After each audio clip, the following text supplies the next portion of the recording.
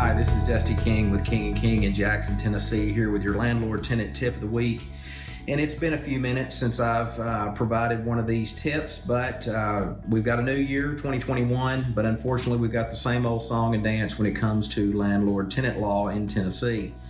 The moratorium on evictions, which was passed in September of 2020, by the federal government, signed by President Trump, and then executed, if you will, by the CDC, is still in place. Late December of 2020, that was extended until January 31st of 2021. I have every belief that it will then be extended again. Now, I want to explain this moratorium. It is not a blanket, nobody can file an eviction period type of moratorium. There has to be certain things in place, and I will try to provide you with what I'm reading, which is from the CDC. And the section covered or termed who is a covered person for the purposes of this order. This has not changed since September of 2020.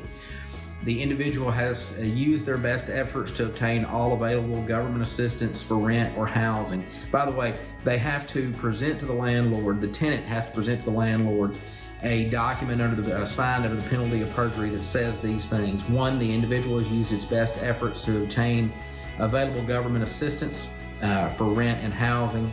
The individual either one expects to earn no more than $99,000 a year in annual income for the calendar year, in this case 2020 to 2021, and no more than $198,000 if filing a joint tax return.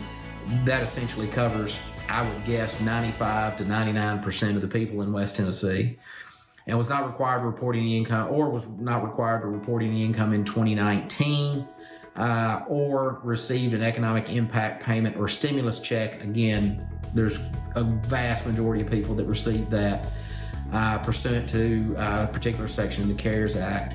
The individual is unable to pay the full rent or make full housing payment due to a substantial loss of household income, loss of compensable hours of work or wages, a layoff, or extraordinary out-of-pocket medical expenses.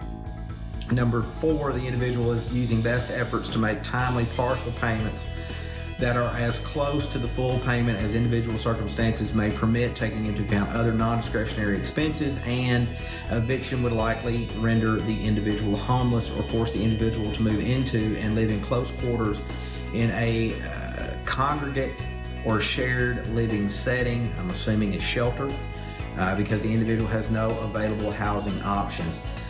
There's so much subjectivity in these elements, but still, you can evict somebody. You can file an eviction if they have not presented you with a document under the penalty of perjury that states these things. Now, this document's readily available online for tenants.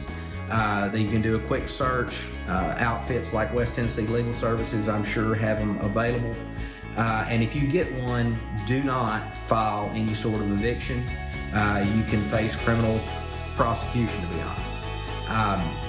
Number 2 that's going on in West Tennessee right now is a couple of days before Christmas of 2020, the Tennessee Supreme Court issued a stay on any in-court judicial proceedings. This does not mean that the courthouses are closed.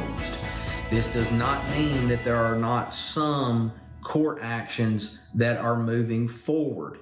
What it means is we can have no in-court judicial proceedings.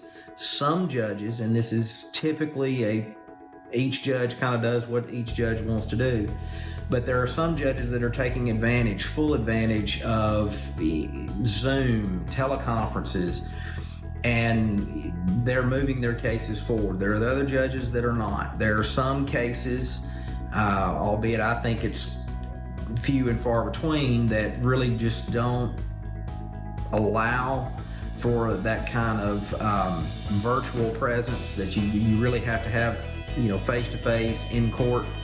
I think, and I'm hopeful, that we see less and less of that, and we'll be able to move forward using Zoom with these hearings. And like I said, some judges are taking full advantage of that, and it's, in my opinion, working out very well. But the courthouses are not closed. You can still file an eviction but make sure you follow the CDC guidelines. And I will have a link to some information from the CDC so you can have that readily available.